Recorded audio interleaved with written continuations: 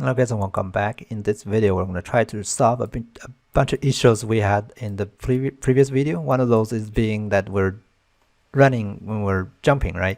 So that's something we need to fix, and the first thing we need to do is to figure out when we're jumping. So let me grab these guys and drag them out and drag out from this one and create a sequence node. Okay.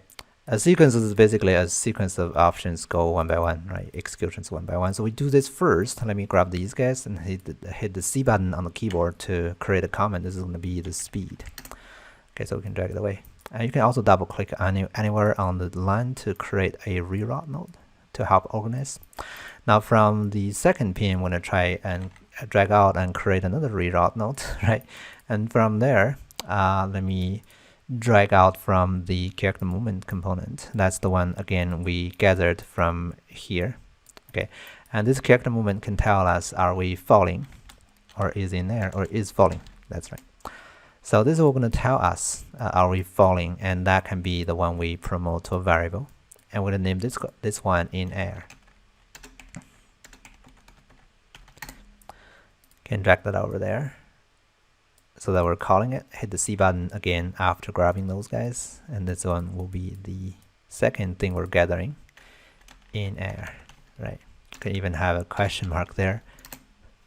Okay, as you can see now how this whole thing works is we'll gather information from the event graph, promote those to variables so that we can use them in the animation graph. So back here to the animation graph, which is, you can also go here to the blueprint and look for animation graph, double click to open it, and ground locomotion there, right? So from idle to jog start, let's go to the rules. Not only that our speed has to be bigger than 0, but also we don't want it to be in air, right? So let's grab the in air, drag it out. Oops, not setting it, getting it. Okay, and then if it is not boolean, not in air, right? This also has to be part of the logic. So we need to have this and this, right? Both of those. So we need a AND boolean there, and drag the other one to the second pin, and result goes to the intertransition. This is basically means not only that we will have the speed bigger than 0, but also will require the player is not in air or not jumping, basically, right? Both has to be true. Hence, this is AND, and that's when we can enter the transition. Let me actually copy that. Okay. And back here to the ground locomotion, let's go back here to the jogging, transition back, right? And this is where not only the speed is smaller than 0, right? Let me paste that in. And this has to go there, right? But we also has to make sure that we're not in air, because we don't want to do anything if we're in air. That's the jumping part, right? Okay. Let me compile and save this. Right, now back here to the map, if we play now, you can see we're not going to do anything if we're falling or jumping, which is good. Now let me hit the W button to run. You can see we start running, and when I release the W, you can see we have a bunch of animations being played, which, you know, it is okay if we're standing still, but if we start running again, you can see we have that problem again, right? The stopping animation wouldn't finish, but even we started running again, so there's a bunch of problems here. So let's try to address those issues. Okay, back here to our ground locomotion there, it becomes apparent that the jogging start needs to also go back to jog stop when there is when we stopped. So this has to go there, right? We need to have another transition. And let me go copy these and back here to the jogging start and paste it in there. Okay, and then drag that over there, compile and save it. Okay, so this will ensure that we are able to transition back to idle or to stop even we are just starting. Okay, so let's try that. So if I start and stop, you can see that works better now. Before, it wouldn't do that until it's all stopped, right? And the stopping is also kind of like happening with too much length. What I mean is that we have the stopping animation playing a bit of a running even, if you look at the stopping. Right, it's running a bit, right, and then stopped. I don't want that little running part in the beginning. Let's take a look at that. Right, it's still running there for like a good amount. I think that like 30% or so is running. So back here to the animation blueprint.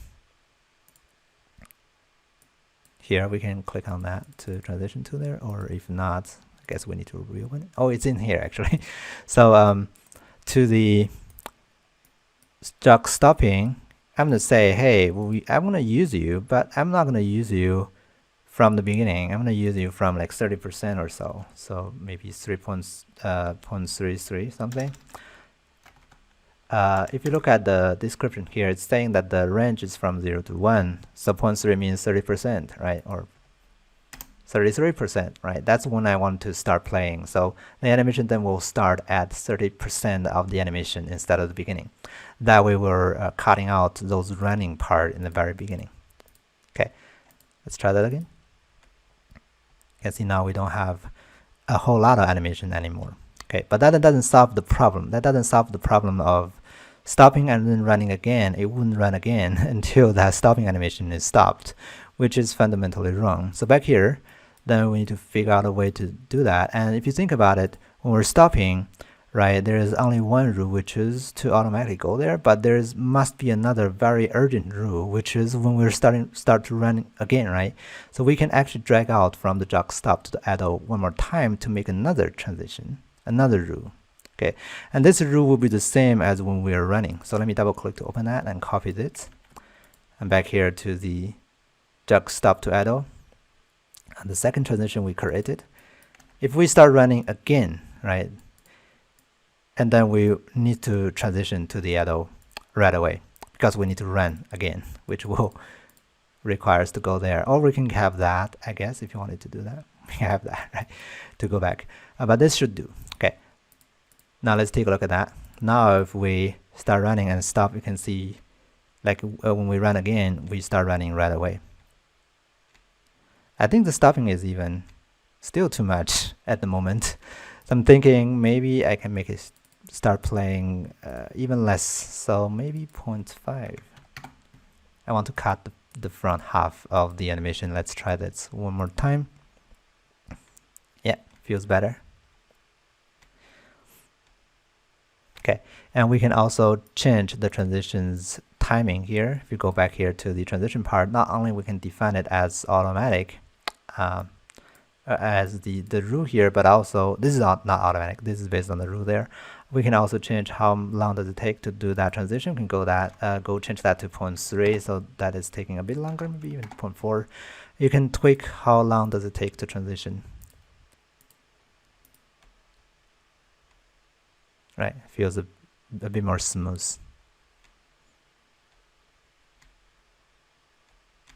You can see how we are able to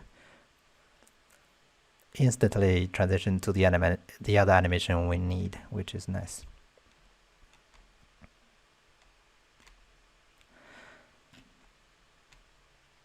All right, so with that being set up, another thing that we are able to make better is the transition part from the jog start to the jogging. If you really look closely to the animation being played out, you can see how there's a sudden change, right? There's a sudden step difference there. Right there, you can see there's a little pop there. That's because our transition is happening here, right? And the foot location is not necessarily matched as the way we want. Okay. Let's take a look at the jog start animation there. And you can see how the jog start animation is having the running here, and then at some point maybe 60% somehow. You can see this is when the right leg is in the front and the left leg is in the back, right? And if you look at our jog forward, the first frame is also like that. So if we can match those two together, this will give us better animation. Okay, that's the idea here. So if you go back here to the jog start to 60 something, 62 or so, right? That means there is somewhere around 38% left before it's ending. We can start transitioning. that's when the foot are matched quite well.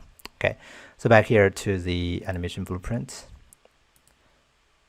we can change that transition to not automatic, right? But rather based on the amount that's remaining. You can search for remain. And you can get the relevant animation time remaining in fractions, because we know that if this one is around 38% or 0.38, smaller than actually 0.38, right? That's when we can enter the transition. Okay, and this is fraction, so the range from is going to be from 0 to 1. 38 means 38%, which means we're playing to 62%. That's when the red foot is in front in the jogging animation, right? And that's when also the starting animation for the jogging is also having the red foot in the front. So that's a perfect place to transition. Let me go here and check that automatic rule. We're going to use this rule now. Okay, and that's going to make the transition look smoother. We can also make that even better by changing the duration to 0.3 so that the transition time is longer there. Okay, let's try play this one more time. You can see we don't really notice that pop anymore because we did that small adjustment. So there's a lot of things you can do right in the animation graph to blend your animation better. And the blending technique sometimes is even really useful when you don't have all that much animation, but you can use blending to avoid doing a lot of transitioning animation there. Okay, so that's the basics of the ground locomotion. Now we're able to run nicely, right? Everything is in place and played smoothly. So in the next video, we're going to jump into implementing the jumping part of the animation. All right, see you guys next time.